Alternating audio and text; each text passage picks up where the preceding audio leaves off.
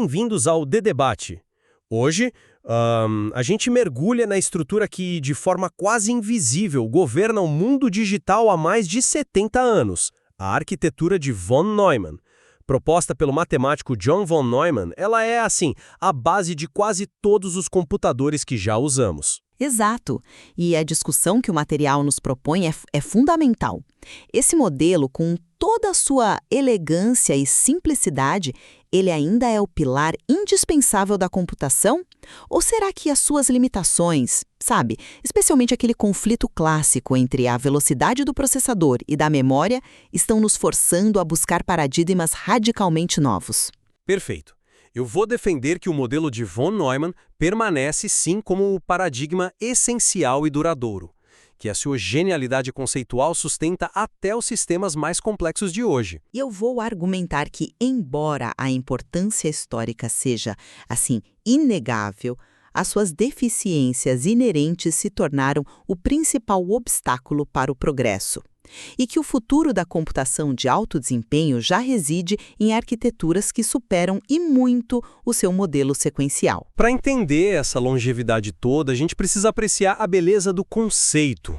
O material define a arquitetura por 3 ideias que, para a época, foram revolucionárias.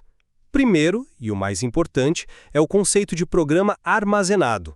Dados e as instruções que operam sobre eles ficam guardados na mesma memória. Segundo, essa memória é endereçável por local. Não importa o que tem lá, se é instrução ou dado. E terceiro, a execução é por natureza sequencial, um passo lógico depois do outro.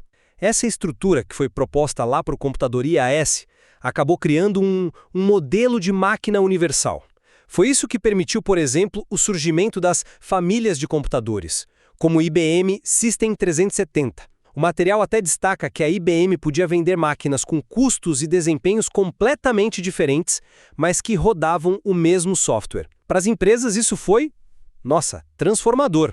O investimento em software, que é caríssimo, estava protegido. Você podia trocar o hardware sem jogar todo o sistema fora. Essa flexibilidade é um legado direto da abstração de von Neumann. E é por isso que, de smartphones a supercomputadores, os princípios dele ainda estão aí. Eu concordo com a importância histórica, e essa ideia de proteger o investimento em software foi, sem dúvida, um golpe de mestre comercial da IBM.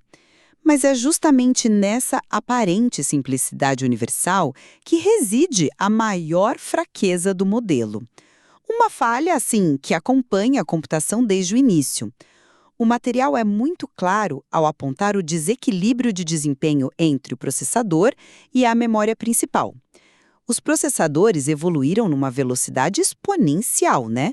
Mas a capacidade da memória de entregar os dados, ela não acompanhou esse ritmo. Certo. O resultado é o que o texto chama de gargalo de von Neumann. A via de comunicação entre o processador e a memória virou o caminho mais crítico do computador. Na prática, o que isso significa?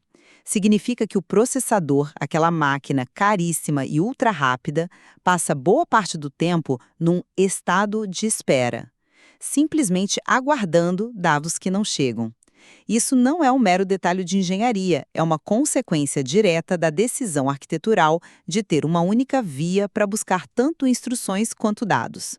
Foi essa limitação que nos forçou a abandonar a corrida por um único processador mais rápido, que, aliás, esbarrou em limites físicos de dissipação de calor e nos empurrou para o mundo do paralelismo, um conceito que o modelo original simplesmente não previa. Você descreve o gargalo como uma falha de projeto, mas eu o vejo como um desafio de engenharia que foi superado de forma brilhante e, o mais importante, sem abandonar os princípios de von Neumann. A solução que surgiu e que o material descreve muito bem é a hierarquia de memória. E a peça central dessa hierarquia é a cache. Certo, a cache. A ideia é simples, né? Colocar uma memória muito menor, mas extremamente rápida, entre o processador e a memória principal. Processadores modernos, como o texto aponta, têm múltiplos níveis de cache dentro do próprio chip. E o que isso faz? Reduz drasticamente a necessidade de buscar informações na memória principal, que é mais lenta. Na esmagadora maioria das vezes que o processador precisa de um dado ou de uma instrução, a cache consegue fornecer aquilo, instantaneamente. Portanto, a cache não refuta o modelo, ela o otimiza. Ela preserva a abstração de uma memória única e logicamente unificada, enquanto mitiga, na prática, a diferença de velocidade. É uma evolução, não uma admissão de derrota. Mas espera aí. Essa solução que você descreve a cache não é justamente a prova da profundidade do problema? É um paliativo, não é uma cura. E é um paliativo que introduz uma camada imensa de complexidade. O fato de precisarmos de uma hierarquia de memória tão sofisticada, e mais, de hierarquias de barramento múltiplo como o material detalha, mostra que o conceito original de um barramento único, unificado, ele simplesmente não escala. O texto explica o porquê de forma muito direta. Quanto mais dispositivos você conecta a um mesmo barramento, maior o atraso de propagação e maior a disputa pelo acesso. O barramento vira o gargalo. Foi por isso que abandonamos um barramento único e criamos sistemas complexos como o PCI, para separar o tráfego de alta velocidade, entre CPU e memória, do tráfego mais lento dos periféricos. Toda essa complexidade crescente nas interconexões é a evidência de que a gente está constantemente aplicando remendos para contornar uma limitação que é, sim, intrínseca ao projeto original. Estamos nos afastando cada vez mais daquela simplicidade que você elogiou no início. Eu vejo essa complexidade de outra forma. Ela não é um afastamento do modelo, mas uma prova da sua robustez. O modelo conceitual permanece simples, mesmo que a implementação física seja complexa. E isso nos leva a outro pilar, a execução sequencial. No nível da programação, a gente continua pensando de forma sequencial. Escrevemos algoritmos como uma série de passos lógicos, um depois do outro. Essa é a abstração que nos permite garantir que um programa está correto. O material traz um ponto fascinante sobre os processadores superescalares modernos. Eles usam paralelismo em nível de instrução, executam várias operações por ciclo de clock para ganhar velocidade. Certo. No entanto, e aqui está o ponto-chave, o texto afirma que, para garantir a correção lógica, as instruções são conceitualmente colocadas de volta na ordem sequencial. Ou seja, a própria engenharia do processador se esforça para manter a ilusão do modelo sequencial de von Neumann, porque é esse modelo que garante a previsibilidade e a correção do software. Mas essa ilusão tem um custo altíssimo e, na prática, ela já foi quebrada. Manter essa aparência de sequencialidade enquanto se tenta extrair mais desempenho do paralelismo em nível de instrução e do aumento de clock, isso atingiu um ponto de retornos decrescentes. O consumo de energia, a geração de calor se tornaram insustentáveis.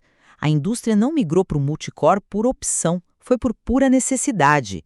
A citação do Paulo Otellini, que era presidente da Intel na época, que o material traz é lapidar. Ele diz que a mudança para o multicore foi uma mudança de mares na computação. É uma admissão de que o caminho de acelerar um único núcleo sequencial chegou ao fim. Mas ainda é sequencial em cada núcleo? Sim, mas o texto é explícito sobre a consequência disso para o software. Para que os programas executem mais rápido hoje, eles precisam se tornar paralelos. Isso é uma quebra fundamental. Olha as arquiteturas vetoriais, por exemplo. Em vez de um laço de programação que executa uma instrução sequencial dezenas de vezes, uma única instrução vetorial de máquina opera sobre um conjunto inteiro de dados de uma só vez. Isso não é uma otimização do modelo sequencial, é o abandono dele em favor de uma abordagem paralela muito mais eficiente para certos tipos de problema. Entendo o seu ponto sobre a necessidade do paralelismo, mas eu discordo que isso represente o abandono do modelo. O que é um sistema multicore, afinal? Em essência, são múltiplos computadores de von Neumann integrados num único chip. Cada núcleo, individualmente, é uma máquina que busca instruções e dados de uma memória e os executa de forma sequencial. O paralelismo acontece no nível acima, no gerenciamento desses múltiplos núcleos. A unidade fundamental de processamento continua fiel ao projeto original. O fato de que a gente conseguiu pegar esse conceito e replicá-lo dezenas, centenas de vezes no mesmo chip, não é um sinal de obsolescência, mas a prova definitiva da sua genialidade e escalabilidade. O vocabulário que usamos até hoje para descrever um computador CPU com unidade de controle e ALU, memória, entrada e saída, é o vocabulário de von Neumann. A estrutura conceitual dele é tão poderosa que virou a base sobre a qual construímos até as arquiteturas paralelas. Mas é aqui que o modelo de von Neumann não apenas se dobra, ele se quebra. A sua visão de um sistema multicore como a replicação de máquinas de von Neumann só funciona até certo ponto. Ela se baseia no modelo SMP, de multiprocessamento simétrico, onde múltiplos processadores compartilham a mesma memória de forma uniforme. O material explica que o modelo SMP tem um limite prático. Conforme você adiciona mais processadores, o gargalo do barramento de memória, que a gente já discutiu, volta com força total e o desempenho para de aumentar. E para superar isso, a indústria criou arquiteturas como a NUMA, de acesso não uniforme à memória. E num sistema NUMA, um dos pilares de von Neumann é deliberadamente abandonado: a ideia de uma memória única e unificada. Em NUMA, cada processador tem a sua memória local, que ele acessa muito mais rápido do que a memória de outro processador. A gente está admitindo que a ideia de uma memória centralizada e uniforme, essencial ao modelo original, simplesmente não funciona mais em grande escala. Nós tivemos que abandonar um princípio fundamentador para conseguir continuar avançando na computação de alto desempenho. Concluindo, eu sustento que, embora a implementação física dos computadores tenha se tornado imensamente complexa, os princípios de von Neumann, o programa armazenado, a memória unificada e endereçável e um fluxo de controle conceitualmente sequencial continuam a ser o alicerce sobre o qual tudo é construído. As inovações que a gente discutiu, como cachês, paralelismo em nível de instrução e mesmo sistemas multicores, são, na minha visão, evoluções construídas sobre esta base notavelmente robusta. Elas demonstram a incrível flexibilidade e o poder de abstração do modelo original que se adapta aos novos desafios sem que a sua essência seja perdida. Já eu concluo que a arquitetura de von Neumann foi um ponto de partida genial, mas as suas limitações intrínsecas, principalmente o gargalo de memória e a natureza sequencial, se tornaram os maiores desafios da computação moderna. Foi a pressão para superar esses limites que nos levou à era atual, uma era definida pelo paralelismo massivo. Arquiteturas como multicore, vetoriais e especialmente a NUMA não são apenas extensões. São desvios necessários e fundamentais do modelo original, feitos para atender às demandas de um mundo que precisa de cada vez mais poder de processamento. O futuro exige que a gente pense para além do caminho único e sequencial da máquina de von Neumann. Essa tensão entre a elegância de um modelo universal e a busca incessante por mais desempenho continua a definir a fronteira da arquitetura de computadores. A análise do material nos mostra que os engenheiros de hoje enfrentam o desafio fascinante de, ao mesmo tempo, honrar e transcender um projeto que, por mais de 70 anos, tem sido o coração da nossa revolução digital.